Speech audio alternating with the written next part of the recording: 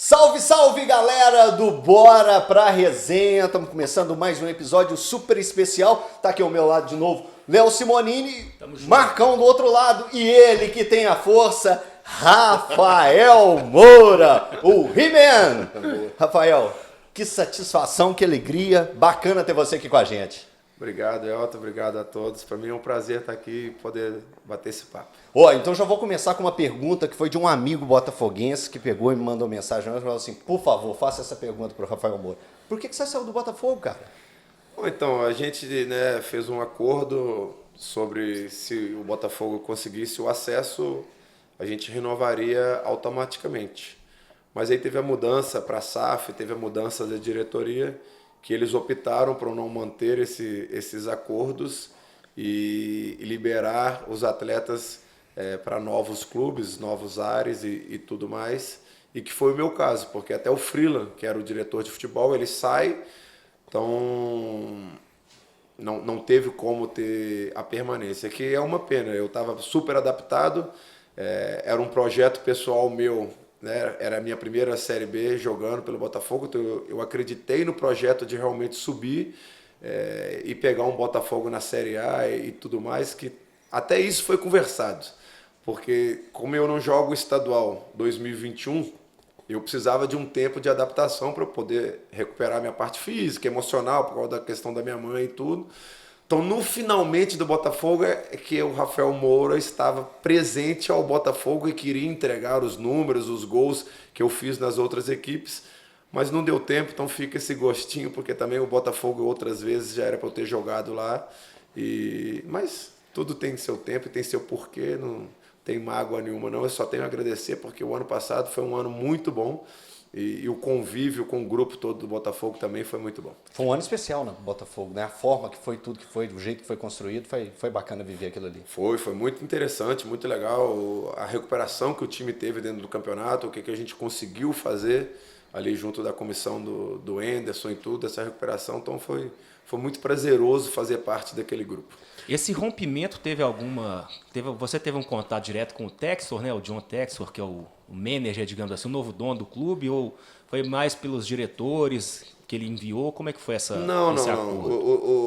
Não tinha ainda comprador, só tinha um processo de SAF, né? Quando a gente termina ali final de novembro para dezembro, já tem essa decisão que o clube seria vendido e que aí os novos acordos não estariam mais na mão da presidência ou dos antigos diretores, e sim de quem compraria.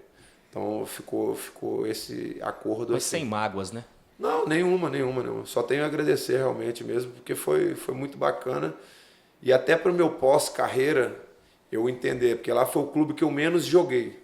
Mas eu participei muito nos bastidores, até no acesso total ali mostra um pouco da minha participação e tudo. Então, eu pensando no meu pós-carreira, um pouco de gestão, ou treinador, que eu estou estudando para isso, eu tive a boa parte prática ali, daqueles 5 meses que eu fiquei ali. Então, teve de tudo, né? Foi um período muito de aprendizado, de tudo. Que o clube estava mudando, que alguns atletas desconhecidos ganharam proporção, o Chay, Navarro, o Matheus Nascimento, a galera toda. Então fazer parte disso foi muito bacana, e o que a gente montou naquele grupo ali também foi muito legal e especial para mim. Rafael, então a história como jogador profissional acabou? Ou você ainda acha que tem mais a oferecer, tem mais uma sequência na carreira? Bom, então, eu tenho brincado e tenho dado entrevista em algumas... e dado essa resposta para algumas pessoas que estão tentando me parar, né? Isso é a pior parte para o jogador, né? Quando não aparece nada bom, quando as propostas não são interessantes, ou os clubes de menor expressão, ou simplesmente, por exemplo, eu tive algumas sondagens de vem jogar só o Paulista e pronto. Nunca fez, né, assim, parte do meu perfil quanto atleta. Eu sempre tentei fazer contratos longos, sempre tentei não mudar de clube por opção minha, ou porque eu ia ganhar mais ou não. Eu queria cumprir o contrato, eu queria fazer história, queria fazer um legado ali. Eu penso assim como na minha vida, então no futebol da mesma maneira. Então oficialmente eu não parei, mas né, a gente já está entrando em abril, eu preciso ser realista, maio, né? Desculpa. Então 5 meses já sem jogar vai só dificultando mais o meu retorno. Mas pintar alguma coisa, fisicamente eu estou bem, mentalmente eu estou bem. Então, e aí depois, né? Aí tem a outra coisa que eu tenho respondido também. Se realmente for para encerrar, aí eu vou procurar alguns clubes que eu tenho um contato bom para fazer pelo menos um jogo de despedida e fazer alguma coisa para encerrar realmente assim. Eu acho que eu mereço, eu acho que é bacana de fazer isso para minhas filhas, para minha família, encerrar realmente, porque, né, fica vago quando você fala, parei lá no Botafogo e acabou. Então eu acho que dá para a gente fazer esse último jogo e aí realmente encerrar de vez, mas também já seria programado o último ano da minha carreira. Talvez eu antecipei um ano, né, essa aposentadoria, senão também está tudo certo e estou muito feliz, contente com o que eu tenho feito nesses meses sem futebol. Você está com 38 anos. Faço 39 agora esse mês. 39 agora em maio. Você falou aí a respeito de buscar uma despedida. Tem um clube na cabeça? Tem algum assim que seria aquele, poxa vida, seria legal? Porque você acabou ser atleticano de coração, mas teve uma história muito bonita no Fluminense, teve uma ótima passagem pelo Internacional. Tem a história do Corinthians, que é uma história muito legal, a história com Goiás, que é muito bacana. Assim, a gente vai falar sobre tudo isso aqui no Bora Pra Resenha. Mas qual que seria esse time que você se escolher? É um jogo só, Rafa. Qual que seria? Então, a gente vai pela facilidade, né, e um pouco do coração. Por eu estar em Belo Horizonte, né, seria cômodo fazer o jogo pelo Atlético Mineiro e tudo bem. Mas o Atlético hoje, a estrutura que está o Atlético, o time brigando por títulos, tudo redondinho no clube. Será que eles vão preocupar em fazer um jogo para mim e tudo? Então, eu também não quero ser um peso ou atrapalhar só porque eu sou somente um atleticano. Porque até mesmo história bonita como jogador no Atlético eu não tive tanto. Então eu não sei se seria o clube, seria a minha vontade muito mais do que realmente uma logística para se montar um jogo desse. Eu também já vi vários ídolos 10 vezes maiores do que eu que não tiveram essa oportunidade. Então não sei se seria justo também. Aí agora, por justiça e também, assim, talvez o lugar que eu seja mais ídolo seja o Goiás. Então aí sim, lá talvez, aí eu poderia ter uma festa bonita no final do ano, alguma coisa a se conversar, porque eu sou muito mais próximo da diretoria lá e tal. Posso ter um cargo lá dentro também, assim, tudo que já foi conversado. Então acho que ficaria para esses dois, até mesmo nessa questão e essa minha preocupação de não incomodar, porque eu sei muito bem essa questão desse papel e eu sei que é difícil fazer esses jogos em meio de campeonato, você acaba atrapalhando até o próprio Tardelli, que é um grande amigo e um ídolo do Atlético, não teve isso tudo aqui também, eu acho que merece também no Atlético. Então quem sou eu para poder cobrar na frente do Tardelli um jogo de despedida? Vai que vocês fazem um jogo casado aí também, né? A inauguração do novo estádio tá aí, vai que consegue cavar uma vaga aí pra essa dupla de ataque. Ia ser legal, ia ser bem bacana, principalmente no novo estádio que, para quem é atleticano, está bem ansioso com essa nova era do Atlético. Rafael, tem uma grande moda agora, não só em Belo Horizonte, mas no Brasil, que é o beach tênis. Muita gente jogando, muita gente praticando. Mas você não tem brincadeira não, esse negócio é sério. Você já está federado, já está disputando competição profissional. Não é só ir ali bater peladinha, não. O negócio já está sério, já está num nível alto. Conta pra gente como é que está esse começo de carreira no beach tênis. Não, então, isso é legal, porque a gente brinca que eu não sou modinha. porque muita gente, e é legal, a gente conversava aqui nos bastidores e tudo também, porque o beach tênis, né, na pandemia e pós-pandemia, tiveram muitos adeptos, cresceu muito, e das grandes marcas, dos patrocinadores, dos diretores de evento, há essa preocupação do que realmente são novos praticantes ou só uma onda que aí vai muito pela modinha, né? Então a gente tem essa preocupação, mas eu tive contato com o beach tênis em 2013, fui passar umas férias em Arraial da Ajuda e Porto Seguro, e aí eu sempre pratiquei o tênis, né, desde moleque. Tem uma turma aqui em Belo Horizonte que, quando eu jogava aqui em Belo Horizonte, toda quinta-feira a gente jogava tênis, então eu gosto muito de esportes com raquete.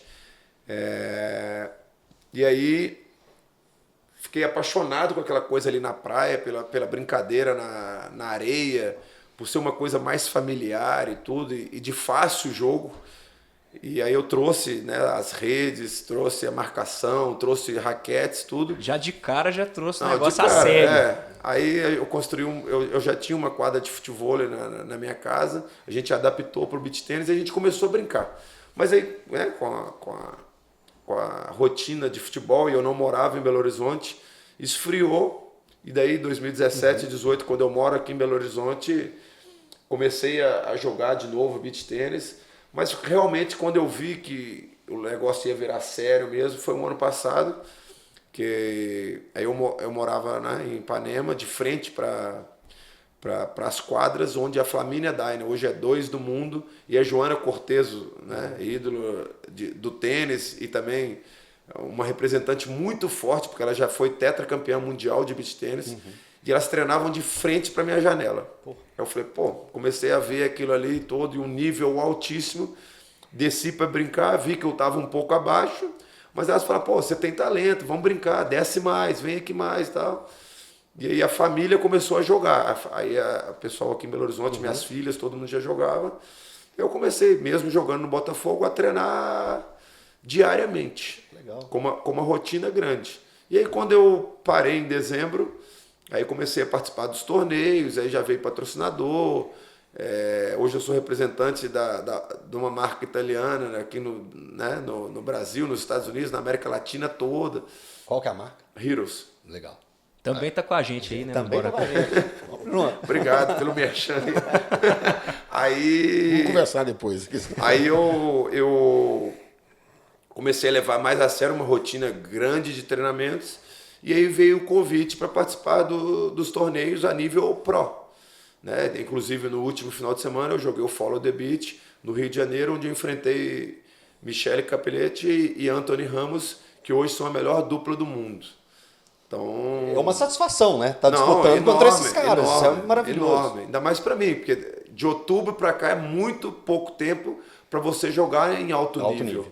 Então todo mundo está assim, impressionado com o quão rápido eu atingi o nível para jogar pro. Porque o beach tênis, né, não sei se vocês sabem, tem a categoria FAN, tem a categoria D, a C, a B, a A e a Pro. Caramba. E a gente brinca que é a Pro dos extraterrestres, né? Porque uma coisa é você jogar Pro em Belo Horizonte. Aí você jogar Pro contra esses caras, aí já é um outro nível, que aí a gente fala do top 100 do mundo, aí é Pro mesmo. Então, aí eu já tá nesse nível, já disputando campeonatos, né? Etapas de campeonato mundial, etapas como se fosse Grand Slam do tênis, que vai ter agora. Então, igual futebol, todo final de semana agora eu tô tendo um campeonato. No mês de maio, para vocês terem ideia, eu jogo dia 18 a dia 22 em Teresina. Final do mês, dia 26, acho que é dia 29, eu jogo em Vila Velha. E aí julho tem Brasília e tem Londrina. Caramba. Todos os campeonatos. Torneios de ITF, que são da Federação Internacional, que contam ponto para o ranking mundial. E você já está com ponto para estar participando do ranking? Porque desde outubro é muito pouco tempo, já conseguiu estar no ranking? Não, eu disputei 2 torneios de ITF. Você só ganha ponto se você passa das quartas de final adiante. Assim, até a gente conversa sobre isso. Eu tenho que entrar, igual no Follow the Beach, eu tenho que entrar sempre no qualifying. No qualifying eu tenho que fazer 4 jogos, que a gente fala, para furar o quali. E aí depois desses 4 jogos que aí eu entro na chave final. No primeiro que teve aqui o BT50 em Belo Horizonte, eu não passei o quali, porque o nível é alto e eu não consegui passar para a chave final, então eu não somei pontos. Agora o Follow the Beach, eu passei, eu teria, né, se fosse na ITF, eu teria 23 pontos, que me colocaria ali como 600 do mundo. Mas o Follow the Beach é de uma outra federação, porque o Calbucci, que é a grande lenda do beach tênis, ele não afiliou mais por brigas pessoais à ITF, então ele saiu e cria um novo campeonato. Mas que é o maior campeonato do mundo, teve 980 inscritos. Caramba. E um nível altíssimo. Todos os federados e ranqueados no ITF jogaram esse Follow the Beach, então foi um nível altíssimo. Mas aí o projeto é que nesses campeonatos que eu falei, eu já tenha alguns pontos, porque eu preciso, para sair do Qualify, não preciso de pontos. Tem duas coisas, ou eu ganho ponto jogando realmente por resultados, ou eu entro em chave final se eu convidar ou for convidado por um atleta, sei lá, 200 do mundo para baixo, porque ele vai entrar dependendo do campeonato. A gente tem BT 50, BT 100, BT 200 e BT 400. E aí tem o Mundial em Terratina que vale 1.000 pontos. 400 e 200 abaixo de 150 do mundo não entram. Por causa que aí as duplas de ranqueamento preenchem, não sobra espaço para os outros. 50 e 100 eu já consigo entrar e são esses os campeonatos que eu tenho jogado no momento. Que né, eu preciso disso para poder pontuar e aí ter. Crescer. Mas é assim com todo mundo. Então o início do beach tênis a nível pro é muito, muito difícil. Porque para uma você, peneira, né? Não o funil é muito, muito apertado. Porque ou você convida e aí o cara, né, ele tem a desconfiança dele ser 100 do mundo e jogar com você e ele perder ranking. Então ele também não quer, ele quer se juntar, um 100 do ranking, quer juntar com 20, 30, para ele ganhar ponto também. Então o início para todos os beach tenistas que ingressam na ITF, todo mundo tem essa dificuldade. Ô, Rafael, o beach tennis chegou para ficar? Como que você vê isso? Esse momento que está passando? Porque a gente vê cada vez mais as pessoas falando a respeito disso, tendo até transmissões de Toda a cidade hoje já tem campeonato. quadra. Né? Eu acho que o maior crescente de esporte e de atividade econômica tem sido o beach tênis, para tudo. Nós tivemos mais de 600 mil novos praticantes somente na pandemia. Hoje a gente tem 1.300.000, 1.400.000 por aí que praticam. E aí que a gente fala, né? Se vai ser modinha ou não, já está se mostrando que não. E você explicou pra gente, né, o porquê disso ali nos bastidores, né? Quem que tá puxando para que o esporte seja mais levado a sério, né? E para que seja mais praticado, você estava explicando pra gente. É isso que eu ia falar. O esporte é muito familiar e um esporte de fácil jogo. Né? Você vai jogar um basquete, você vai jogar um vôlei, você vai jogar um futevôlei, que é do mesmo piso, né, na areia. Você demora ali 3, 4 meses para fazer um bom jogo, porque primeiro você tem que fazer uma recepção, um levantamento, uma cortada, ou até mesmo o saque. Basquete você tem que treinar repetição, repetição, repetição, porque senão você não acerta a cesta.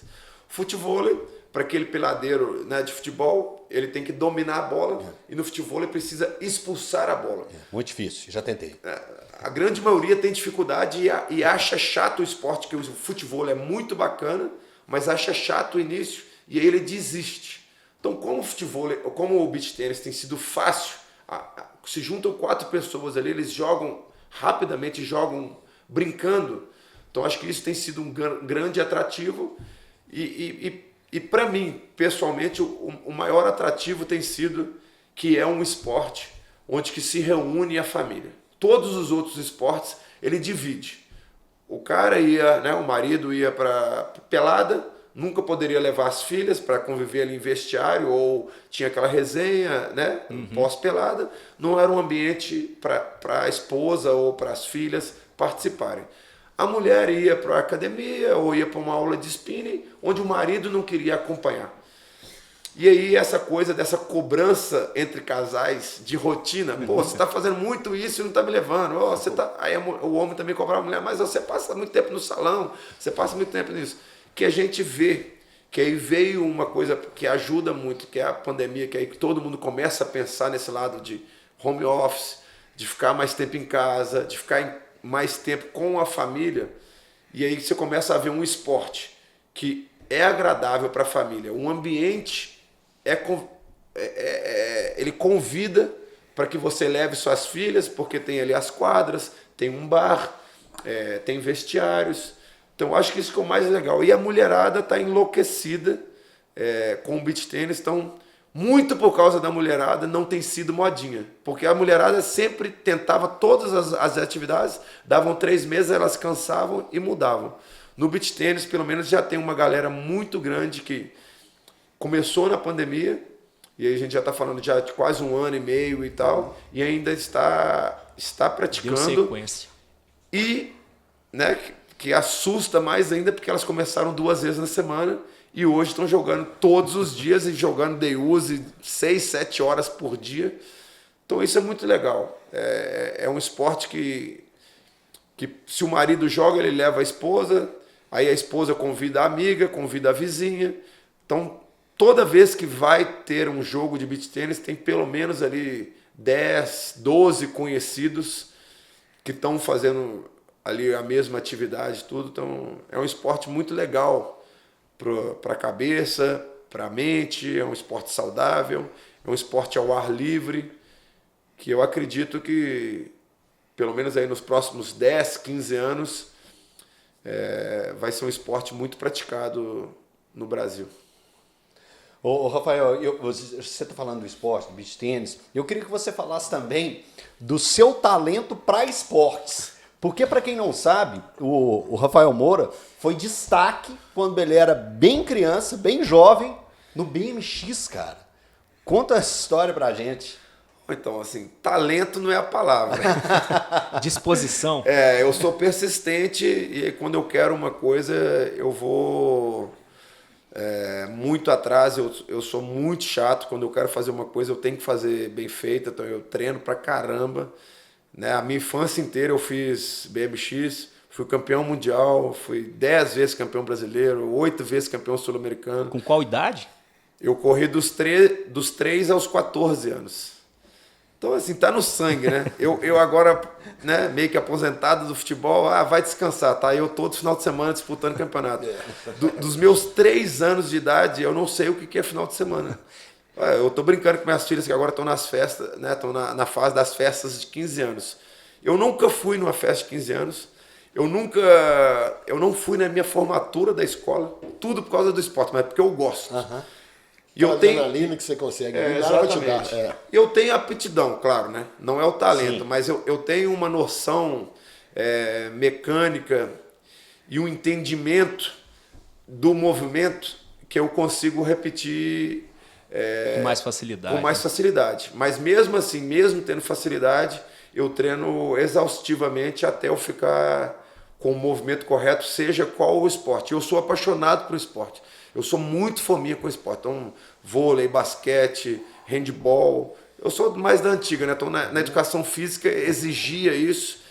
E eu brinquei com vocês também. Eu tenho um pouco de hiperatividade. Eu não consigo ficar jogando baralho, eu não consigo jogar o videogame. São coisas paradas. Eu preciso fazer alguma atividade que realmente demande da minha parte física ou de que eu esteja em movimento e que eu comande. Né? O baralho depende da sorte ali, das cartas, de alguma coisa, de algum truque, né? Para você jogar dependendo do tipo de jogo. Sou de uma família que joga muito baralho, mas eu não quis isso. E o videogame também eu acho que você realmente ali não comanda as coisas. Então tudo que eu posso fazer no videogame, que seja, sei lá, o jogo de tiro, tem paintball, que é mais ativo, tem campeonato, tem paintball. Futebol tem futebol. Se você vai fazer um joguinho, alguma coisa ali, então eu faço ao vivo, que eu acho mais gostoso e mais saudável. Ô Rafael, você falou que você não teve fim de semana, mas então a sua esposa acaba que entra nesse barco, né? Porque você também é casado, já tem uma longa data aí. Como é que ela imaginou que seria uma rotina diferente nessa transição do fim da carreira do futebol? Aí você já inventou o beach tênis. Como é que ela vê isso? Ela agora tá mais entrosada, então, né? Ela joga, né? Já então, você disse. Mas essa coisa do circuito, de viajar, como é que ela tá encarando isso aí? Não, então, o circuito eu tô indo mais sozinho um pouco, até por causa que as minhas filhas estão na escola, então também não dá para perder tanto. Mas minhas filhas já estão entrando no circuito também, elas perderam semana, mas foi meio carnaval fora de época, então elas perderam alguns dias, mas a família acompanha num todo, né? Era assim com minha mãe, meu pai, minhas irmãs, não só acompanham a mim, mas como eles têm interesse em poder me agradar e praticar o mesmo esporte que eu estou praticando. Então hoje todo mundo na minha casa pratica o beach tênis, minha esposa e minhas filhas até mais do que eu, que entra no lado das mulheres fominhas ali, então elas estão nessa estatística aí, porque eu treino mais regrado, também não posso exagerar, porque eu tenho torneio, não posso cansar o braço e nada. Então a família me acompanha, me apoia. Abraçou a causa. E elas estão muito felizes também com essa minha ocupação, porque elas estavam preocupadas desse período de transição, eu ficar em casa, se eu ia ficar triste ou não, como eu ia reagir com isso tudo. E foi uma maneira que a gente encontrou até mesmo para a família, da gente estar convivendo todo mundo e convivendo bem, praticando alguma coisa legal. E esse último torneio foi muito legal porque, né, o maior orgulho do pai é fazer algumas coisas com as filhas. E as filhas, né, o King Richard lá, que é o filme da Serena e da Venus, que é muito legal, bom, muito que bom. preparou elas, eu também preparei elas para elas jogarem comigo tênis. Né? Então, desde novinha elas jogam. Então, para mim, esse último final de semana foi mágico. Eu joguei contra os melhores do mundo, mas o que mais me agradou foi ter jogado com as duas. Eu ganhei sub-14 com uma e fui vice na sub-18, mesmo que a segunda também poderia jogar o sub-14, mas eu não posso jogar porque elas têm 14 e 13 anos. Então, para mim, essa questão que você me perguntou, ter minha família perto praticando também, para mim é a coisa mais importante que eu pude passar de legado para elas, foi trazer essa minha paixão por esporte para elas. E a mais velha tá para ser convocada para a seleção de basquete também. Pô, legal. Então, para você ver. É o DNA. É DNA. E a gente não pode decidir somente uma coisa assim, ou ser obrigação, né? A primeira coisa lá em casa, até para mim mesmo, o esporte é uma diversão, é um prazer. Foi assim com o BMX, com o futebol. Nunca foi obrigação, nunca era aquele negócio. Nada. Nem para as minhas filhas também. A obrigação é de se dedicar. Aí eu sou chato pra caramba. Mas eu sou chato comigo. Então, com elas, então, coitadas. Elas têm que sempre entregar o melhor, dar o melhor do que elas conseguem. Não é comparado com ninguém, é com o que elas conseguem. Hoje tem que ser sempre melhor do que ontem. É assim que a gente conversa lá, chegar no horário, tratar bem todo mundo, escutar o professor, escutar o treinador. Então, é isso que eu estou passando para elas. Rafael, o Zico, que é um grande ídolo do futebol brasileiro, ele tem uma frase que assim, até meio dramática, assim, o próprio Zico brinca com isso, que o jogador de futebol morre 2 vezes. Quando morre mesmo e quando para de jogar. Que ele sonha entrando em campo até hoje, sonha com a torcida do Flamengo do Maracanã fazendo aquela coisa. Você sente isso também? Você está sentindo falta disso? E talvez buscar assim, o beach tênis, continuar competindo, pode ser uma compensação para isso? Olha só, eu sempre fui avesso, até é engraçado do que eu vou falar, avesso ao entorno do futebol. Quem me conhece no meu particular, eu nunca bebi, nunca saí, não sou muito do pagode. Então, eu sempre fui o atleta profissional de futebol. Eu não fui jogador de futebol. Então, assim, em diversos momentos, eu não tenho saudade daquele oba-oba, daquele ídolo, daquelas coisas todas. Eu tenho saudade dos treinamentos, eu tenho saudade da adrenalina de fazer um gol, daquela vibração da torcida, daquele calor humano ali e tudo. Mas eu ainda acho que eu estou meio de stand-by. Como eu não, oficialmente não me aposentei, então eu acho que eu ainda não morri ainda para o futebol, ao meu ver, mas não é fácil. Eu confesso que não é fácil. Mas como eu mudei rápido para o beach tênis e hoje eu estou treinando todos os dias o beach tênis, eu ainda não estou sentindo falta pro futebol.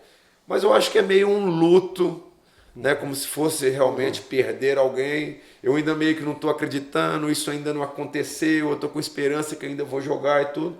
Quando cravar isso tudo, aí vai vir realmente um baque, essa coisa toda que o Zico mencionou e que todos os atletas fazem. Mas mesmo assim, eu já estou com 38 para 39, eu já meio que ensaiei umas 2, 3 vezes essa parada. Então hoje eu estou muito mais tranquilo quanto a isso. Mas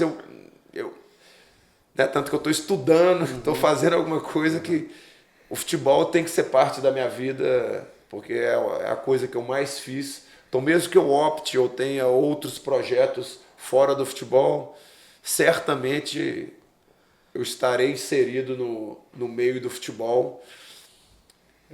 sem realmente com aquele glamour e aquele status do futebol que eu particularmente não gosto muito e nunca usei disso para nada. Eu vou aproveitar esse gancho, né? Já que você falou que a gente está caminhando para o meio da temporada, você não está querendo entrar em aceitar propostas ruins, mas e se te chamar agora em meio de temporada para entrar numa barca, você já sabe, a gente já sabe que você já entrou em algumas, para ajudar algum time que está em situação difícil aí. Você encara, o que você pensa a respeito? Tanto na Série A quanto na Série B. Isso. Como é que você vê essa situação aí? Você que já viveu alguns rebaixamentos, alguns caíram na sua conta, assim, sem você ter nenhuma conta com eles, mas acaba que fica um pouco essa pecha também. E aí como é que você encara nessa reta final? Não, nenhum projeto meu tem a ver com a situação da tabela ou a situação momentânea do clube. Eu acredito realmente no projeto do clube, o quanto o clube pode me oferecer e o quão satisfeito eu estarei naquele clube. Não adianta eu ir simplesmente nessa fase da minha vida somente por dinheiro ou somente para ser salvador da pátria, que talvez na idade hoje eu já não consiga salvar sozinho um clube, que eu já fiz isso em alguns momentos. Então que seja um momento, né, de vida bacana para mim, que o clube esteja com uma condição de estrutura muito boa, porque cada vez que você vai ficando mais experiente, mais velho, você fica mais ranzinza. Então você não quer, você não vai para um clube que não tem um departamento médico. Eu, na minha vida inteira, nunca fiquei em DM. Eu nunca fui um jogador de ter lesão séria, nada. Mas por quê? Eu precisava do DM para fazer o preventivo para eu não lesionar. Depois que se lesiona, não adianta mais tratar. Aí é uma coisa fisiológica que você vai se tratar normal. Tem alguns aparelhos que aceleram a sua recuperação, mas depois de lesionado não tem o que fazer. Então eu preciso me cuidar ali no departamento de fisioterapia e de fisiologia, com repouso, com recovery, né, que hoje está muito na moda, e que tem uma estrutura de academia e tudo. Então, esses projetos, essas coisas que eu vejo como essencial para mim. E eu não sou jogador mais do nível de que eu estar num clube e eu vou procurar um personal fora, ou ter uma academia fora. Então, essas coisas hoje, tudo que eu avalio. Minha família também, né? Já são 20 anos. Minha família vai querer ir para alguma cidade que não tem uma estrutura de escola para as minhas filhas. Então são essas coisas todas que eu peso hoje muito mais extracampo do que simplesmente dentro de campo ou por uma parte de resultados. E eu sempre encarei, eu não tenho problema nenhum quanto aos rebaixamentos, eu sou um cara corajoso, tanto que eu já fui em alguns clubes nessa situação, que eu já sabia que seria rebaixado, mas mesmo assim eu tentei, mesmo assim, se a gente não conseguiu, eu desempenhei o melhor papel que eu conseguia fazer naquele momento. Não é tênis, né? Não é um esporte individual, é um esporte coletivo. Então, quando foi rebaixado todo mundo. Claro que está meu nome, está ali a marca de hoje um dos maiores, né? Que tenha mais rebaixamentos no currículo, mas que demonstra a minha coragem, porque, né, eu já tinha uma condição em algum desses clubes de negar e falar, não, estou com medinho, vai ser rebaixado, não quero manchar meu nome. Então eu não vejo como mancha alguma. Pelo contrário, é uma coragem que eu tive de enfrentar, de uma tentativa de acreditar naquele projeto daquele clube, que infelizmente foi falho, mas que como homem, como ser humano, talvez me formou muito mais do que quando eu conquistei os títulos, porque nas dificuldades que você tem alguma coisa a aprender. E nada na vida é à toa. Então, nesses momentos difíceis, que me fez ter a cabeça e que me fez crescer como eu sou hoje, como um homem, como cidadão. Mais um merchan aí pra você, hein, Rafael? Quem tá assistindo a gente aí, se tiver um clube em dificuldade, o Rafael encara qualquer desafio. Vamos embora. Ô, Rafael, dos seus rebaixamentos, você viu um que ficou marcado? Eu nunca tive falar sobre isso, não sei se você já deu entrevista sobre esse assunto. Aquele do América, do jogo com o Fluminense, do pênalti, que recebeu a acusação de não querer bater o pênalti. Como é que foi aquela história? Conta, é bom ouvir da sua voz. Quem rolou aquele jogo? Isso é uma coisa que, assim, talvez me incomode muito, né, por ser aqui em Belo Horizonte. Eu tenho muitos amigos, eu tenho familiares, e isso não ficou bem digerido pelo torcedor americano. Então, quando alguém me vê na rua, sempre tem essa pergunta. Pô, eu sou assim, eu dei explicação na época. Eu escutei o Salum falou uma bobagem muito grande, que eu conversei com ele, eu peguei o telefone, liguei para ele na hora que não cabia eu ir para a televisão e responder, que não ficaria elegante da minha parte, ou ficar lavando roupa suja. Mas aí que eu falo, alguns rebaixamentos já são marcados para você ter um escudo, e aí o América erra muito nisso. O América, antes de mim, ele foi rebaixado 11 vezes. E nas 11 vezes sempre teve um culpado. Mancini foi um. E o Mancini tem uma puta de uma carreira. O Mancini é um cara profissional como eu, muito. Eu dediquei muito mais ao América do que o América a mim. Eu saio do Atlético Mineiro, eu tinha propostas de um monte de clube, né, assim, maior do que o América, mas pela situação da minha mãe e pelo convite do Enderson, que era o treinador, e eu tenho uma amizade muito grande com o Enderson, eu aceito o desafio do América naquele momento da minha vida. O América atrasa salários, eu aceito. O América me propõe um contrato também de prorrogação e não cumpre com as coisas. E aí a gente vai para o último jogo, né? Valendo o rebaixamento ou não.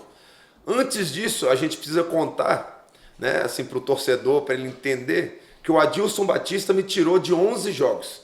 Dos 11 jogos, Rafael não jogou, o América perde 9 jogos. Sim. 9 jogos. Nós estamos falando aí de 33 pontos. Não, 27. Seria isso? 27. 27 pontos. 27 pontos. Não, 11 jogos. E aí nenhum torcedor foi lá perguntar porque o Rafael não estava jogando. Era o maior salário do clube, era a esperança de gol do clube e o Rafael não jogou. Foi opção da Dilson? Pessoal dele. Aí ninguém entende. Aí chega o Givanildo, em 5 jogos o Rafael vira o negócio e ainda consegui fazer 4 gols. Isso eu preciso explicar por torcedor, porque eu tenho um carinho enorme, enorme pelo América. O América era um que eu queria ter voltado, tinha condição de ter voltado, em vez de ter ido para o Goiás, ter ido para o Botafogo, era o América, mas ficou essa situação ruim. Tanto que o Salum gosta de mim muito como profissional, mas não teria como explicar para a torcida por causa disso. Então ficou essa situação ruim. Mas do pênalti em si, né? Muito se falou por causa que era o Fluminense. E eu tinha um carinho muito grande pelo Fluminense. Sim. Pô, gente, pelo amor de Deus. Se é profissional, o América que me pagava, o América que era o clube da minha cidade, onde eu vivo hoje. Eu saio em restaurante americano mais velho, chato pra caramba, me cobra desse pênalti. Era só eu bater um pênalti como eu bati minha vida inteira.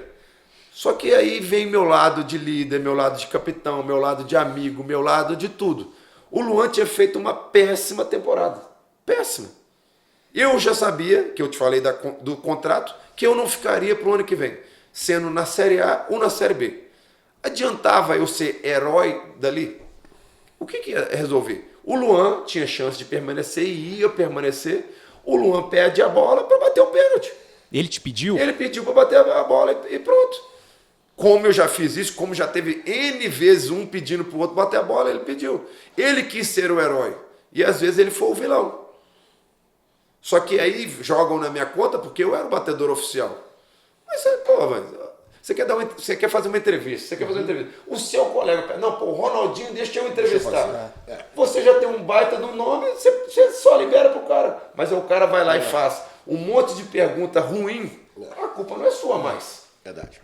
Tanto que no lance seguinte, eu dou um passe de peito, aí vocês podem ver nas fitas, eu dou um passe de peito pro próprio Luan, o Luan erra também. Então o Luan teve 2 chances no jogo, eu não tive, porque no tempo normal de 90 minutos eu faço um gol, ou eu bato o pênalti, tudo bem, mas não teve nada a mais do que isso.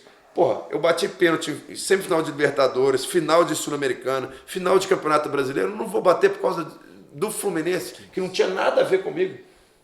Pô, eu seria o bobão, né, para não dizer outra palavra, se eu não bato o pênalti, eu não seria honesto. Não bato o pênalti e o ano que vem eu acerto com o Fluminense. Aí sim, o Fluminense ficou, eu seria um escroto. Mas sim. Nada, o que o Fluminense me deu depois daquilo? O que eu ajudei o Fluminense depois daquilo? Nada. Era um jogo contra o Fluminense que eu tentei fazer o meu melhor. O Luan pediu a bola para bater. Simplesmente isso. Só que aí vem, né, o Salum precisava dar uma resposta, ele fala que eu deveria ter batido o pênalti. E só. Escolheu um bode expiatório.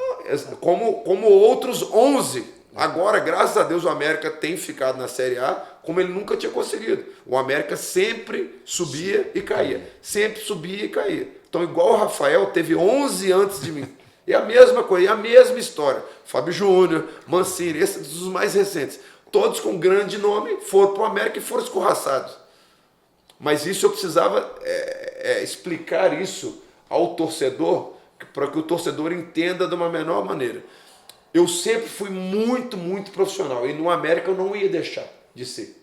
Então, pipoqueiro, querer ajudar o Fluminense, isso pode excluir, porque eu mesmo estou falando, e eu, pela minha verdade, se eu tivesse falado assim, não vou bater o pênalti, porque eu quero sacanear o América, eu falaria aqui. E não só aqui, eu falaria para todo mundo. E BH é pequeno. Vocês iam chegar um dia, vocês iam saber a verdade que eu contei para alguém e ia chegar até vocês. E essa é a única história que tem. Todo mundo do meio do futebol, Drubsk, Salum, os jogadores, todo mundo sabe que essa é a história verdadeira e pronto. Tanto que nunca mais ninguém falou mais nada do Rafael. Foi só aquele momento ali que precisava da entrevista pós-jogo, jogar a culpa em alguém, né? Do ano inteiro em alguém, né? Aí. Da sequência de derrotas dentro de casa, com o Adilson, teve uma sequência de derrotas. Aí o Rafael que é culpado porque ele não bateu um pênalti na 38ª rodada. Aí é complicado. Entendeu? Então assim, mas isso é uma coisa que me chateia profundamente, porque o torcedor americano, eu tenho carinho muito aqui, né, pelo torcedor atleticano, muito respeito pelo torcedor cruzeirense, né, assim, pela minha história futebolística. E o americano não tem por causa disso. E isso é uma coisa que me entristece, porque eu tenho vários amigos, né, que são americanos, que têm esse pé atrás comigo de uma coisa que eu simplesmente fui usado.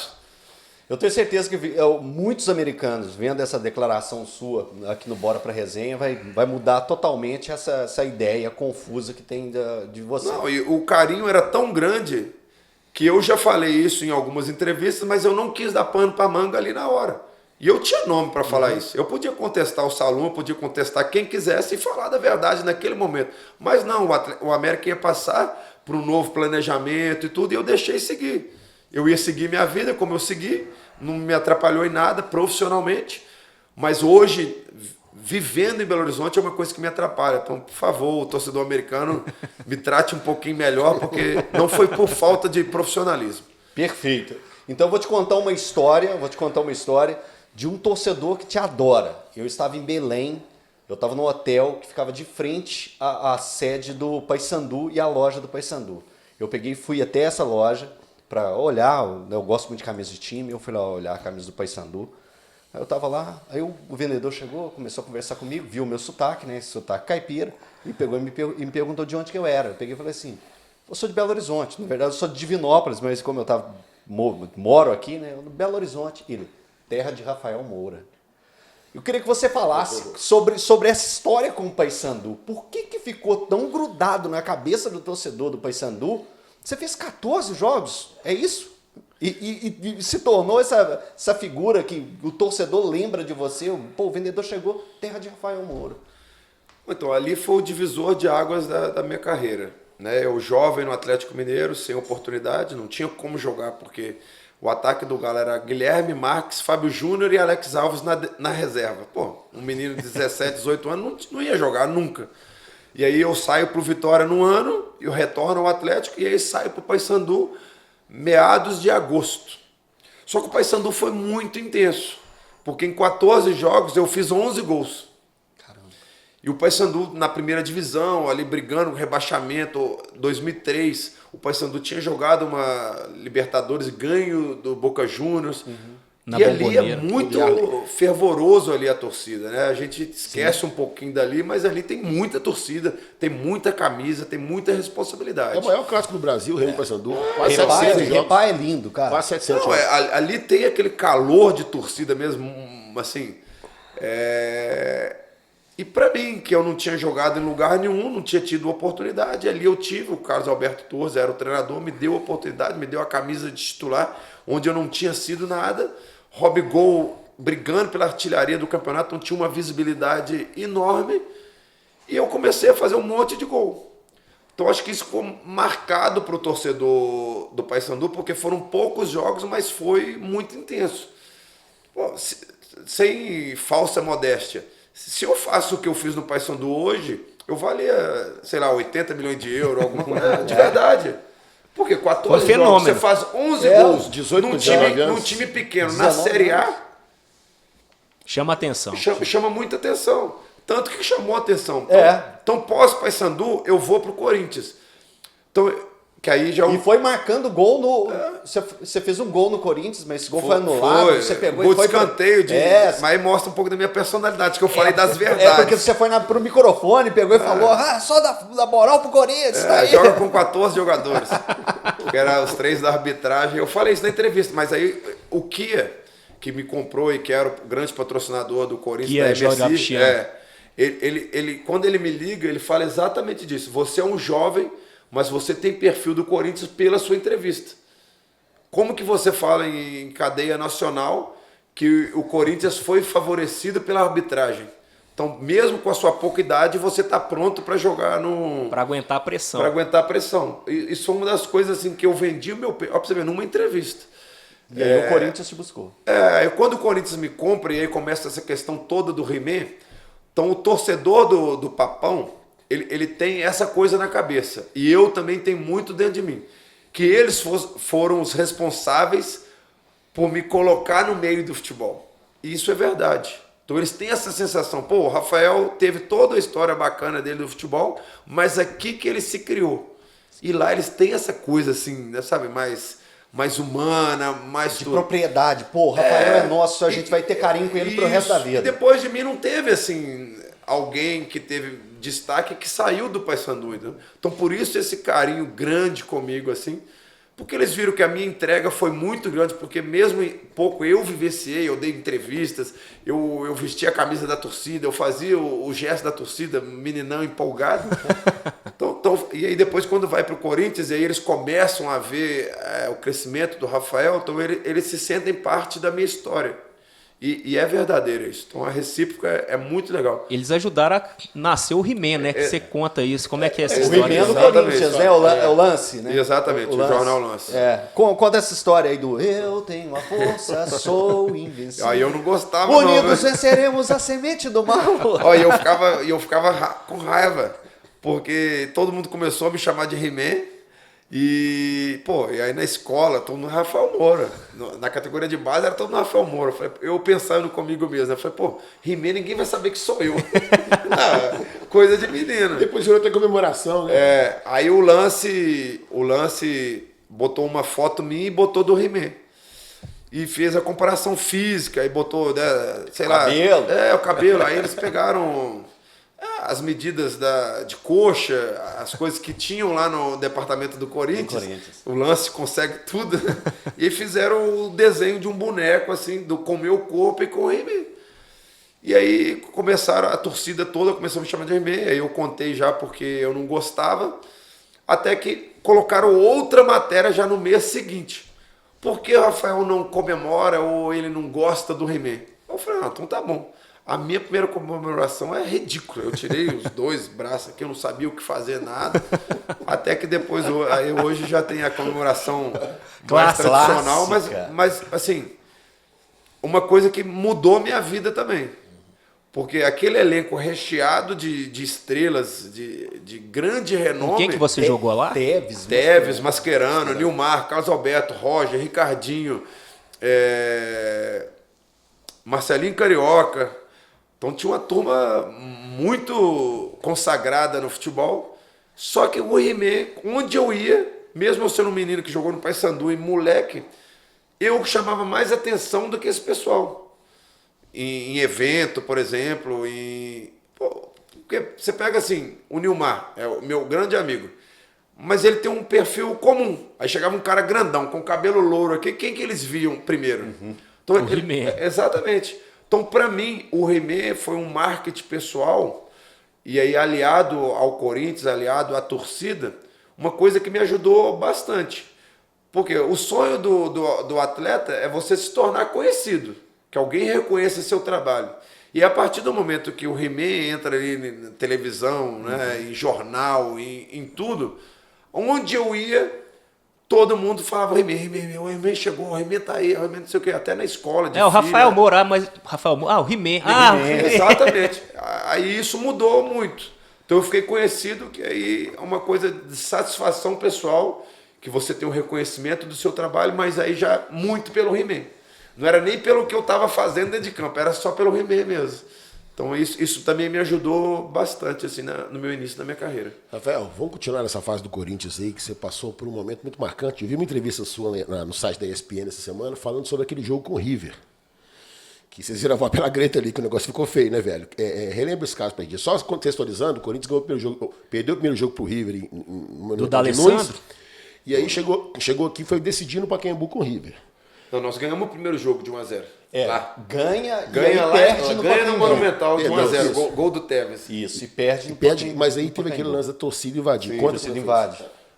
Foram até 3 gols do Higuaín. O Higuaín agora todo mundo conhece. O Higuaín estava jovem também no River. Foi o jogo mais difícil, assim, aí não como atleta, como cidadão. Porque ali a gente temeu pela vida realmente. No terceiro gol do River, porque até então estava indo para os pênaltis, e aí quando a torcida vê, porque o Corinthians ainda não tinha, né, Libertadores, não tinha nada, e era uma semifinal de Libertadores. E aí, quando eles fazem o terceiro gol, a gente olha ali pelo lado contrário, que era do tobogã, né, o lado da arquibancada mesmo, uma multidão tentando empurrar o portão, e o portão rompe. E aí, 12 heróis da polícia, né, conteram, mas eu acho que muito mais que a torcida não quis realmente invadir ou não. E eu, como atacante, tinha um goleiro do River e eu era o primeiro. Se invadisse, eu era o primeiro a apanhar, seria eu. E não somente isso que ficou marcado daquele dia, né, porque isso já teve meio que parecido, né, de invasão ou de confusão dentro de campo. Mas o marcado foi depois, porque aí sim a torcida invade, as sociais ali de vestiário e tudo. Claro que o nosso vestiário estava trancado, mas a gente consegue sair 5h30 da manhã, o jogo acabou 11 horas da noite, as famílias, todo mundo trancado, esperando, porque também eles já conheciam os nossos carros, já conheciam tudo, não podia fazer nada.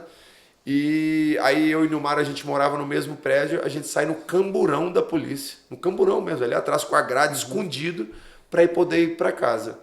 Que mostra, né, a força da torcida, a paixão do torcedor corintiano. E pela primeira vez, para você ver como que a coisa é séria mesmo lá no Corinthians, pela primeira vez nós trocamos a base. Imagina o Atlético hoje com um problema com a torcida e vai treinar em Curitiba. Foi o que a gente fez. O mês pós-Libertadores, nós passamos um mês em Curitiba. Jogava em São Paulo, ia para Curitiba. Jogava em Recife, ia para Curitiba. Nós ficamos um mês em Curitiba, fugido, porque a torcida ia fazer alguma coisa ruim. Tanto que mesmo depois disso tudo, com os resultados bons no Campeonato Brasileiro, quando a gente volta, eles apedrejam o carro do Tevez, chutam o carro do Tevez, que o Tevez vai embora. Caramba, velho, é uma coisa não, assim, é surreal. Surreal. A gente surreal. descia no aeroporto com escolta, ia direto pro jogo e voltava com escolta. Então nós saímos da nossa casa por um mês. O Corinthians não treinou no Parque São Jorge, não treinou onde era o CT, era o Parque São Jorge. O Corinthians por um mês não ficou em São Paulo. Por causa de um resultado, olha pra você. E que é um absurdo, né, gente? A gente pensar nisso é um desrespeito com o profissional, é um desrespeito com a humanidade, com tudo que envolve o futebol. Foi a primeira vez que isso aconteceu, entendeu? E foi um ano assim de invasões da torcida, cobrando, porque era um ano de Copa do Mundo. Aí eles estavam preocupados com alguns atletas nossos que estavam na pré-lista, Gustavo Neri, acho que o Ricardinho, o Tevez, Mascherano, estavam tirando um pouco o pé e eles queriam cobrar. Eles não queriam seleção, eles queriam Corinthians. E o Corinthians lá é maior do que tudo. Lá é a torcida, assim, acho que é a mais importante do Brasil, mas é a que mais cobra também. Então, depois, né, que você joga no Corinthians, você joga em qualquer lugar a nível de pressão, porque lá a pressão é... Imagina, eu passei isso tudo com 20 anos de idade. É aquela história de se não jogar no amor, como é que é a frase? Se não for no amor, vai Você vai no ódio, né? No ódio, Eles são assim, eles são... É mole não, velho. Esse dia não foi fácil. Então a gente sempre comenta desse dia, porque foi para todo mundo. Como era uma final uma semifinal de Libertadores, então tava a família realmente todo mundo. Pai, tio, coisas que não tinha em jogo normal, mas naquele jogo teria, ainda mais contra o River, era um grande clássico. Então nossos familiares todos estavam no estádio. E aí aconteceu uma coisa ruim, que no dia seguinte, imagina, você tá ali com visita em casa, pera que nós vamos para Curitiba, não sabemos quando a gente volta, não. Falando... Só interrompendo aqui, Léo, desculpa. Você tá ali no vestiário, tendo que ir embora no Camburão, mas olha, sua família tá lá, seus amigos estão ali no estádio, você também tá preocupado com eles. É um negócio muito louco, né, velho? Foi assim, por isso que eu falei, como cidadão foi o dia de mais medo ainda. O ano do Corinthians foi um ano pesado. A gente comentava também esses dias, foi um ano do... como foi? Que teve reclusão lá em São Paulo, toque de recolher 10 da noite. Então foi tudo no mesmo ano. No PCC. Ah, o PCC. Exatamente. Então foi tudo no mesmo ano. Então esse ano, assim, pra mim, jovem... Depois disso, aguenta qualquer coisa. E aí, conquistando algumas coisas na vida, foi a primeira vez que eu comecei a ganhar dinheiro, a ter reconhecimento. E aí você começa a refletir, pô, vale isso tudo mesmo pelo ano que a gente está passando aqui?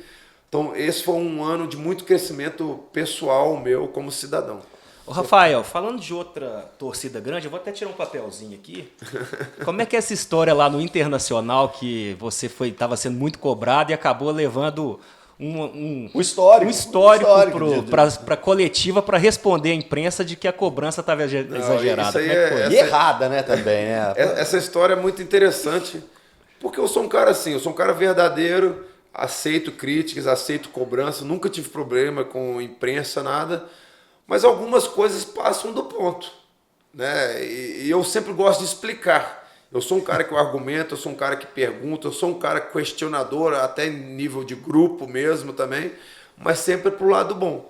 Quando eu chego no final de 2012 para 13 no Internacional, e aí com cifras altas, e aí 0 hora, imprensa gaúcha que você conhece bem, começa a noticiar só cifras.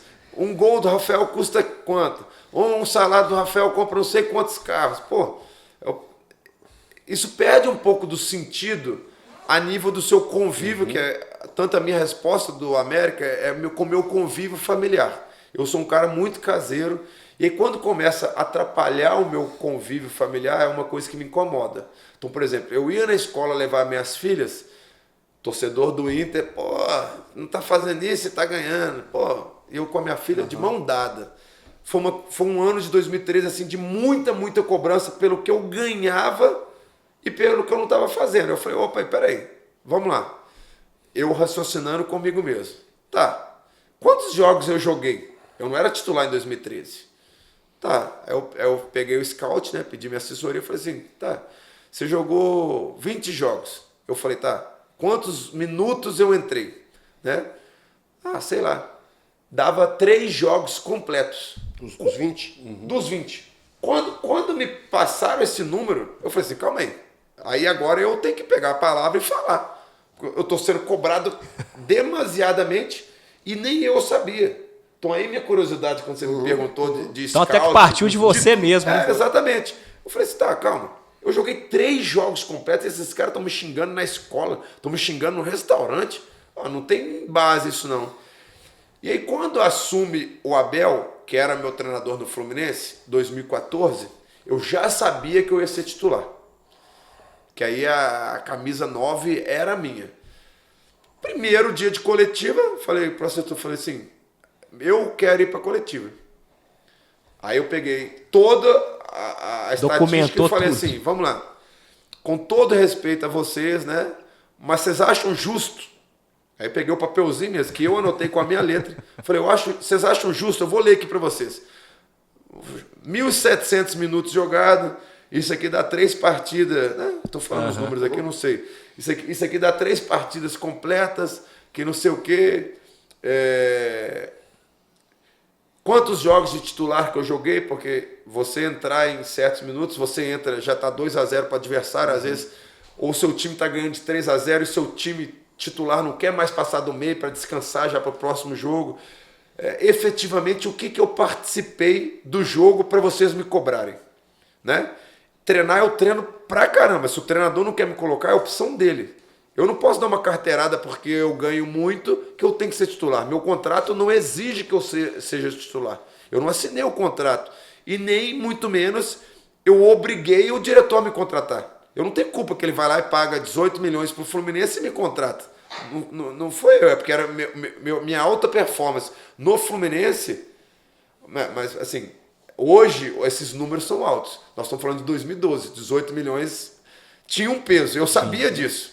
Mas era muito mais uma ansiedade minha de eu dar a resposta dentro de campo e não conseguir, porque estava o Damião era a seleção brasileira. Não tinha como eu tirar o Damião. Fase da carreira. Exatamente. Dele. O Damião estava fazendo 40 gols por ano. Então eu não tinha como o que fazer. Aí eu peguei o papelzinho e expliquei. Agora o Damião saiu, eu vou jogar. Então a partir de hoje, vocês me cobram. E foi o meu melhor ano. Eu fiz 21 gols. Aí que resolveu um pouquinho, assim, sabe? Mas o papelzinho era para demonstrar para alguns profissionais da imprensa que às vezes precisam levar algumas informações e eles não estavam levando as informações corretas. E hoje é até moda, né? A questão da minutagem, né? A gente vê toda a entrevista. Hoje é. Na época, não. Falei, então, né? Hoje tem muito mais scout. Hoje é fácil achar esses números. Isso. Na época não foi fácil. E aí, para demonstrar isso pro torcedor, calma, torcedor. Na hora que eu jogar, eu vou render. Eu não sou um jogador, eu sou um jogador pesado, eu sou um jogador de área, eu sou um centroavante que precisam que crie alguma jogada para mim. Se eu jogar 10 minutos, se cruzarem uma bola para mim, eu vou fazer o gol. Mas tem jogo que eu entro, não cruza uma bola para mim.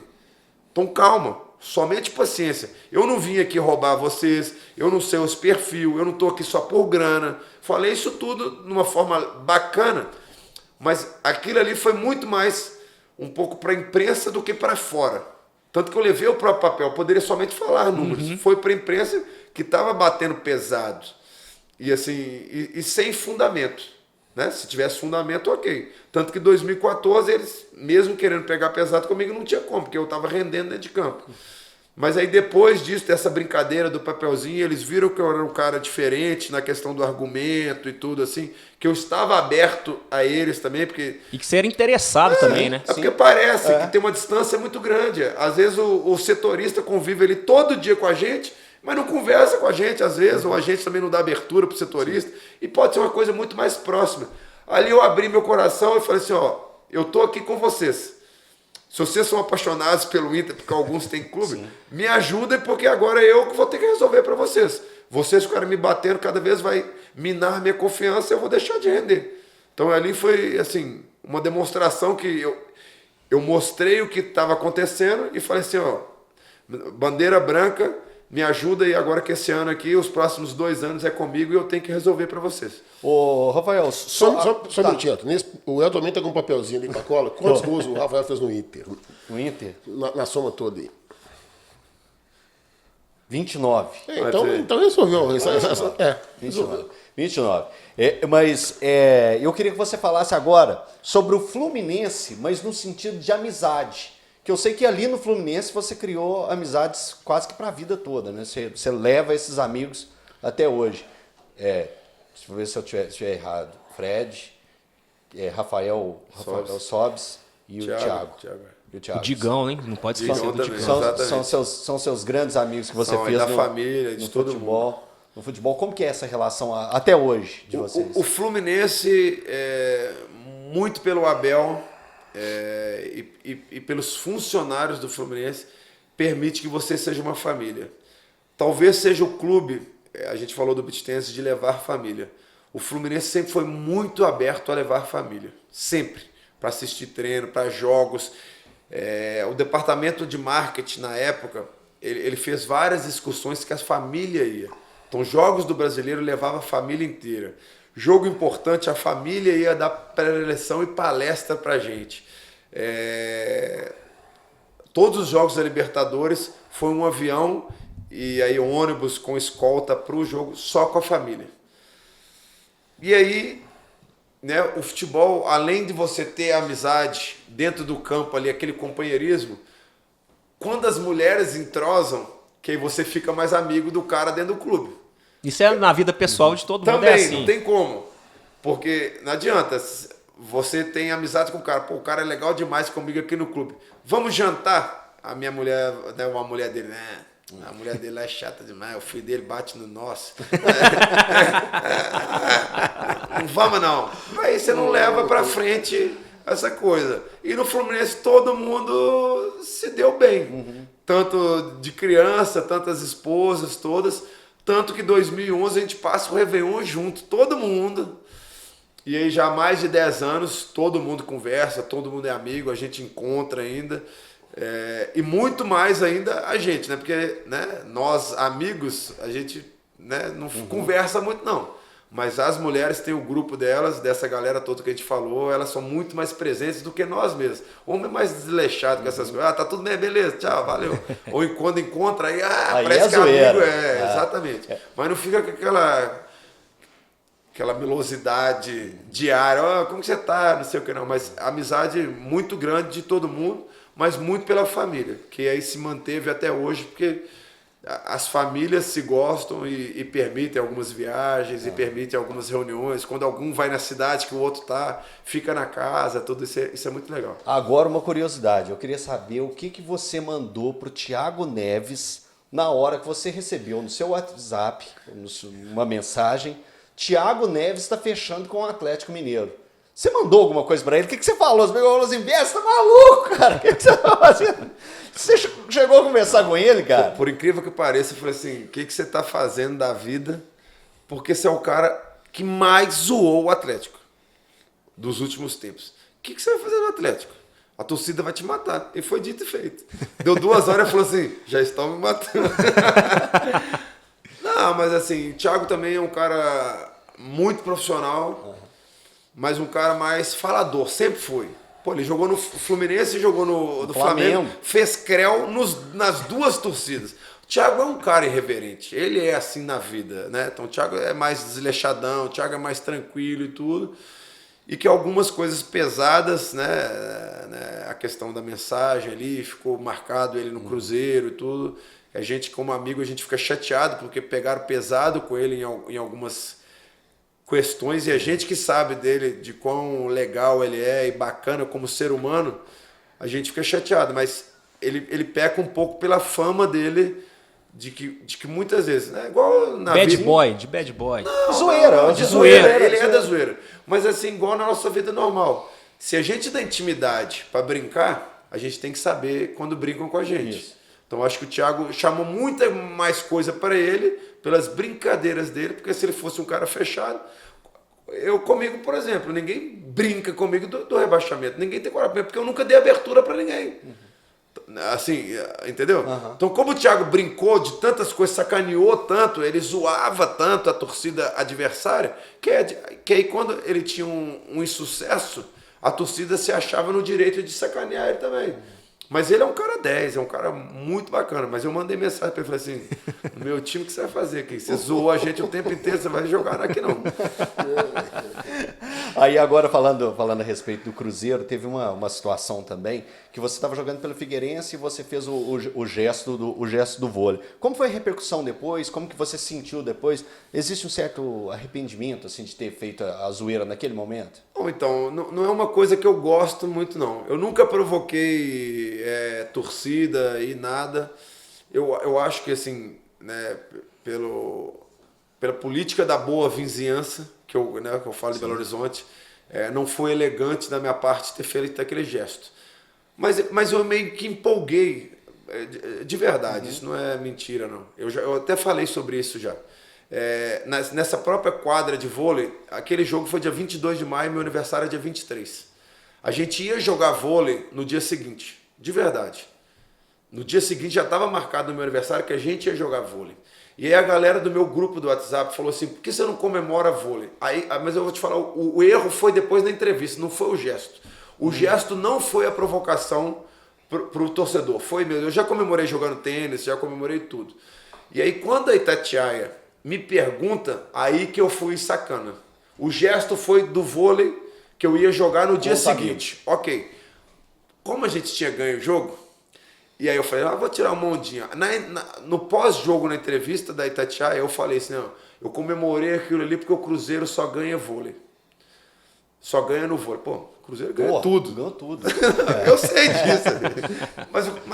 Mas o Cruzeiro também era um time muito forte no vôlei, tanto que eu tenho vários amigos. A Amanda, minha irmã, era super amiga da galera toda do Cruzeiro. Então todo mundo do Cruzeiro, do vôlei, também gostou demais, porque eu dei uma visibilidade pro vôlei que não estava tendo ali na época. Mas não foi também uma resposta pro Atlético, já que você tinha sido Não. emprestado? Para Porque você mostrar seu valor, alguma coisa nesse naquele sentido? jogo eu já sabia que eu ia voltar pro Atlético.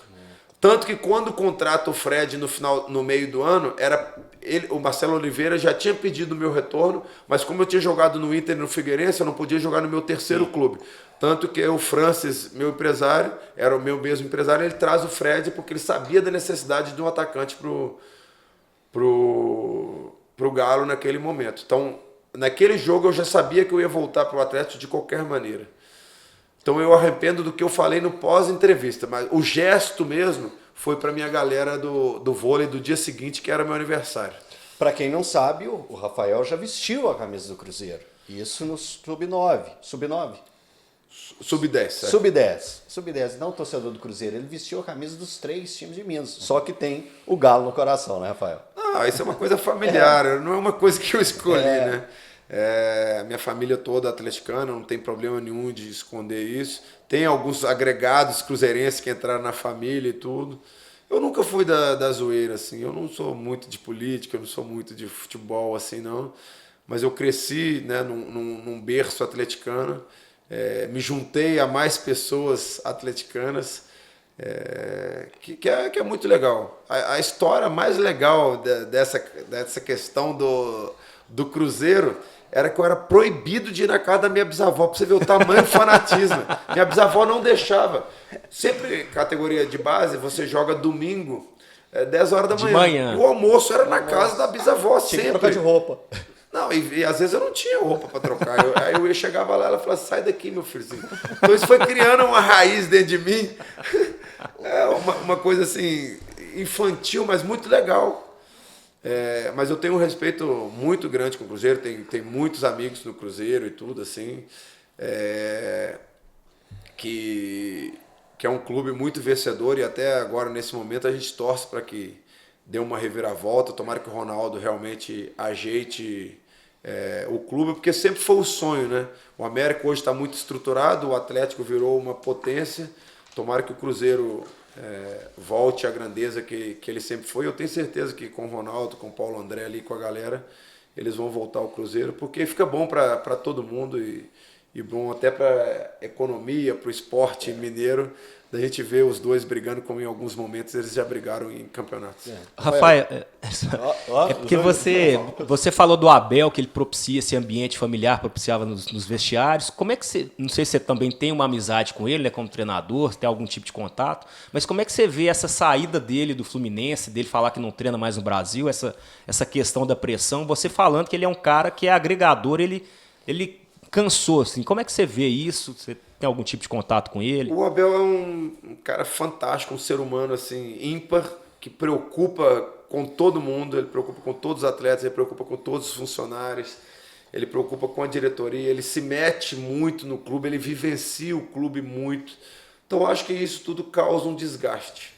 O Abel é zero aquele perfil, vim aqui, recebi, que era multa contratual e tudo. Então, tanto que nos últimos clubes todos ele pediu para sair, que ele já não estava conseguindo assim tudo.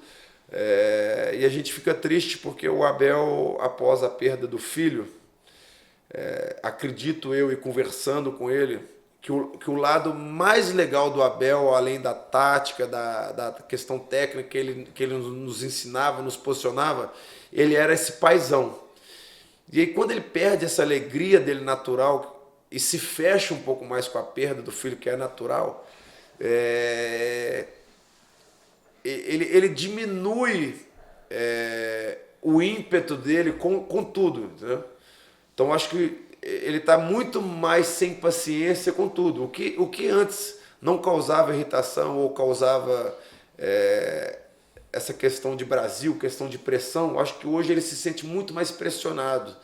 E aí é um pouco do brasileiro, né, velho? O cara perde o filho e o Brasil amassa ele em todos os clubes que ele vai, ou ele chega em final e aí fala que os jovens treinadores que estão estudando e tudo, e ele estuda pra caramba.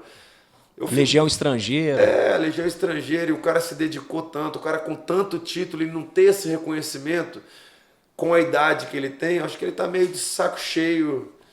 Como vários atletas também. Acho que o termo certo é esse, saco cheio.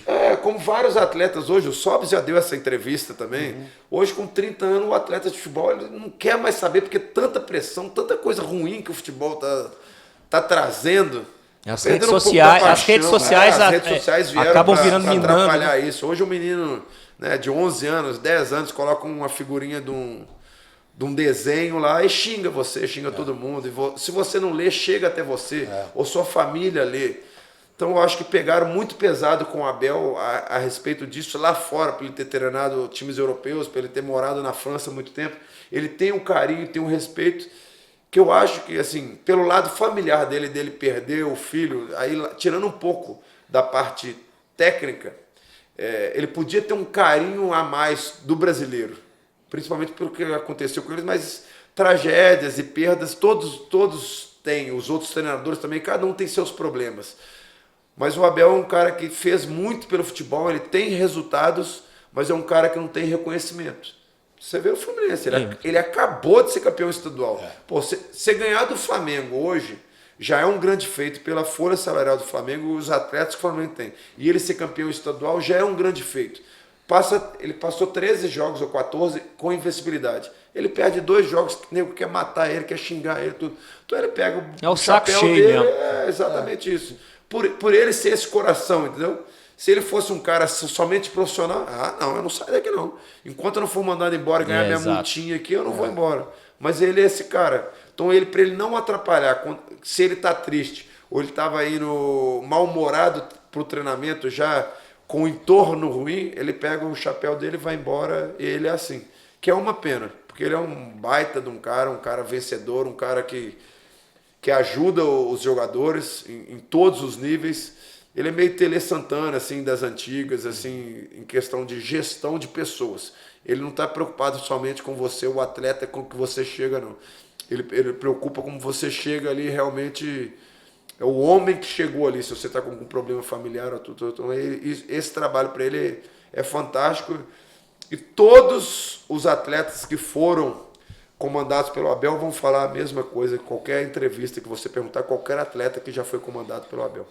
Rafael, você está chegando na reta final da sua carreira, já tá, se jogar esse ano ainda vai ser o último ano. Fez muito gol, ganhou muito título, jogou no seu clube de coração. Mas eu quero que você fale de algo que você não fez. Ficou algum sonho que você não realizou no futebol? Desejo de jogar em algum lugar? Algum clube que você queria ter jogado não jogou? Algum país que você queria ter jogado não jogou?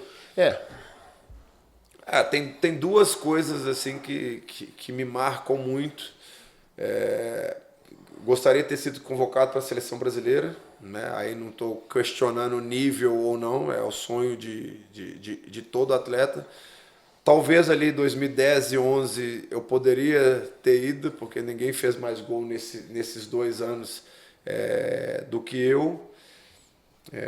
Tinha ali a saída meio do Luiz Fabiano, aí para a Copa de 2014 que o Fred jogou, tinha uma indefinição de, né, ali depois que Ronaldo, Romário, a galera, porque eu peguei essa geração, Adriano não tinha como ser convocado, e talvez ter firmado mais a carreira europeia, alguma coisa assim que eu tenho um perfil intelectual, perfil de profissionalismo para a Europa. Sim.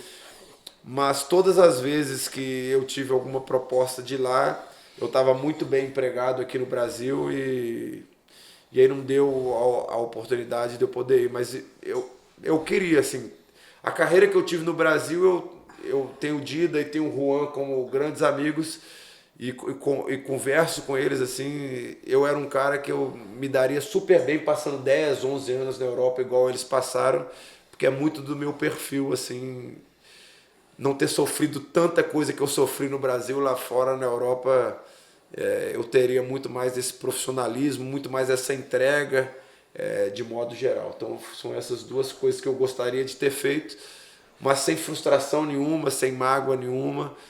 Tive uma carreira brilhante, né, aqui no Brasil, joguei em grandes equipes, tive o sonho de jogar, porque isso é para poucos, né, ser um torcedor dentro de campo, de conquistar alguns títulos.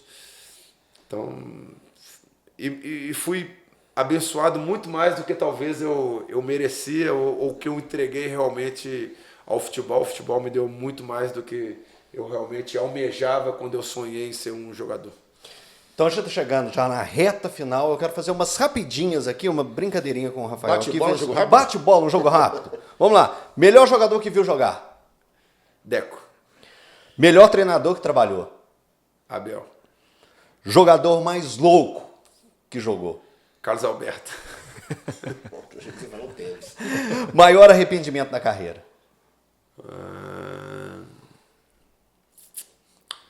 Talvez não ter aceitado ir para o Palmeiras. Isso é interessante, hein? Qual o próximo esporte que vai praticar de forma profissional? Porque isso aí também é uma coisa, né? O beach tênis, mas eu estou com um projeto de eu poder jogar uma partida de basquete, uma partida de vôlei como profissional, em time profissional. Tá. Ué, mas fala mais Isso disso. sempre surpreende a gente. Pô, Isso é bom demais. estávamos chegando no final. Exatamente. Como é que é isso? Como é que você vai jogar profissional? Isso é muito interessante, porque, tudo bem, a gente conversou aqui antes no bastidor, você tem facilidade para vôlei, para basquete, para esporte, você tem esse dom, essa facilidade mesmo, esse talento. Mas daí, velho, você chegar e jogar uma partida profissional, Não, mas tem eu- uma grande estrada. Conta pra gente. Mas eu tenho nível para isso. Sim, mas Não, essa negociação, as como é que pessoas- tá? Não, as pessoas já me convidaram para isso. E é uma vontade, assim, sei lá, de ser uma referência de multi-esportes. Talvez seja. Eu acho que ninguém teve tantos jogos oficiais, em partidas oficiais, em mais modalidades. E como eu tenho essa aptidão, e se eu treinar e me dedicar, eu consigo jogar, né? Não no nível dessas pessoas, mas eu estou falando de um jogo.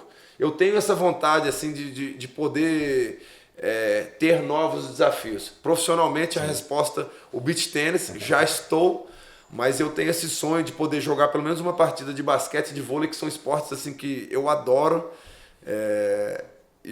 Pode ser uma surpresa aí que eu entre em algum clube para fazer esse jogo. E de onde veio esse que convite? legal, velho. De onde os convites vieram de onde? Você pode contar? Dos amigos, né? Eu sou muito amigo do Leandrinho do basquete, sou amigo dos meninos do vôlei. Eu já joguei lá com o Emanuel. Qual que é a sua altura? Na praia? 1,89. Os campeões olímpicos do vôlei de praia. Isso. E fui bem, eu fui o rei da praia com esses caras, olha que incrível. Todo mundo jogava com todo mundo, eu ganhei com todo mundo. Mas assim, é uma vontade, um sonho legal que eu tenho assim, de poder me desafiar. Eu acho que eu sou movido a desafios. E a última Isso rapidinho. é lá é Michael Jordan, né? Passou no Beisebol. Beisebol.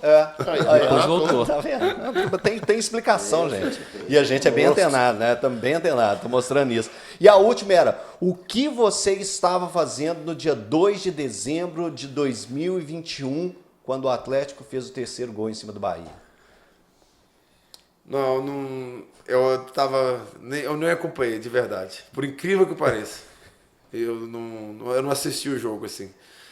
Porque acho que ficou mais marcado a Libertadores, assim, né? A gente esperou 50 anos, mas não fiz nada demais. Incrível, né? Eu falar isso. Foi até surpreendente. Mas eu sou tão verdadeiro. Eu podia inventar uma historinha linda aqui. Não, mas eu não fiz nada, não. Porque a gente meio que já sabia que o Atlético ia ser campeão, né? Mas, assim, eu tinha esfriado um pouco a minha parte de torcedor, porque, né? Eu estava preocupado com o Botafogo e se eu ia renovar ou não, eu estava preocupado com outras coisas que a gente deixa de pensar um pouco no clube do coração. Então, nesse dia mesmo, assim, eu nem assisti o jogo. Mas Desculpa falar isso, e o de mas 2013, eu sou verdadeiro. Não é desculpa. E em 2013? Não, o de 2013 é uma história do caramba. Eu gastei uma boa Espera grana. aí, pessoal, só mais um pouquinho. Eu gastei uma boa grana porque minha família inteira, inclusive a minha esposa, saiu. Eu perdi quartas de final da Libertadores pelo Inter. Minha esposa nem aí. E veio pra cá. Eu tive que comprar um camarote pra final da Libertadores. Minha mãe, minhas irmãs, meu pai, minha esposa, todo mundo no jogo da final. Eu não, porque eu tava lá treinando no Inter. Mas minha família inteira no jogo da final da você Libertadores. não veio, né? Então. Não, eu não consegui ver. Só mas passou minha cartão. família inteira. Então isso é legal pra caramba. Minha família inteira estava presente no jogo. E você viu o jogo Não, sozinho? aí eu assisti, aí eu torci pra caramba. Esse da Libertadores foi torcedor mesmo. Você Aí estava em casa, em Porto Alegre. Em Em Porto casa, em Alegre Porto assistindo. Alegre. Aí eu assisti bem. Acordando a vizinhança. Sim, torço bom. Leonardo Silva ali, meu Deus do céu. Gente, então é isso. Está chegando o final do nosso programa especial demais. Rafael, sem nem como te agradecer, muito obrigado mesmo. Lembrando aí, o pessoal que ainda não clicou ali no sininho ali, se inscreva no canal, fique junto com a gente aí, tá bem bacana, ótimas entrevistas. Cada vez mais a gente vai estar colocando mais personagens curiosos, bacanas aqui para vocês estarem acompanhando. Então, se inscreva no canal, bora pra resenha. Tamo ligado no TikTok, no Instagram. Onde mais, Marcão? No YouTube. YouTube É o onde que a gente principal, chamando, né? a gente Nosso tá carro-chefe. chamando, é o nosso carro-chefe. Spotify. E tudo onde vocês estão, né, gente? Spotify, onde que vocês mais? estão. Spotify, Deezer, Twitter. Então é isso. Marcão, agradecer ao pessoal. Opa, engasguei. Opa. Tiago, Jarrão, muito obrigado aí pela presença. Quero agradecer ao Rafael mais uma vez. Foi realmente um papo. Você é um cara diferenciado, um cara inteligente. A conversa flui. A gente tinha assunto aqui para ficar aqui mais 2 horas, com certeza ia render o papo aqui naturalmente. E eu te peço para avisar a gente aqui com antecedência para esse lance do vôlei e do basquete, para a gente falar disso aqui, a que gente realmente quer é um projeto. destacar isso, eu, cara. como sou um cara que eu gosto de muitos esportes também, eu não sou um jornalista só de futebol, eu acompanho tudo. Então eu acho muito legal quando tem gente também que gosta de vôlei, gosta de basquete, gosta de acompanha NBA, NFL, enfim. Então foi um prazer tudo, te receber aqui e a gente espera que você volte o dia também, foi muito bom. Por isso que é He-Man, cara. É multi-esporte. Tem a força. Léo, Valeu, obrigado mais uma vez. Obrigado, Fusca, aí por não estar presente hoje. Me dá mais uma oportunidade. Valeu demais, Rafael. Ótimas histórias, um papo muito interessante. Esperamos ter mais vezes, né? Porque a conversa flui e com certeza tem mais assunto aí pra gente descobrir. talento gigantesco, e eu termino esse bate-papo aqui. No mundo de eterno é bem distante. Deixa o daqui. Rafael agradecer a gente pra gente cantar. Obrigado, Elton. Obrigado, Léo. Obrigado, Marcão. Acho que foi muito bacana a gente poder conversar algumas histórias da minha carreira, colocar a limpo algumas histórias. Acho que isso é muito importante. Fico contente e estou aberto sempre a conversar com vocês e explicar um pouco mais. Marcão, vamos embora para esses desafios. Pode deixar que eu aviso. Estando aqui em Belo Horizonte também, quando tiver um torneio de beach tênis, vão lá para vocês acompanharem também e ver ali em loco o trabalho que a gente está fazendo, o trabalho do próprio beach tênis. Eu dou notícia das agendas aí para vocês todos. Agradeço a todo mundo. Valeu. Valeu, um abraço. No mundo de eterno é bem distante daqui. Valeu, galera. Eu tenho a força, sou invencível. Vamos, amigos, unidos venceremos a semente do mal. Sempre vencendo o mal, isso é o mais importante.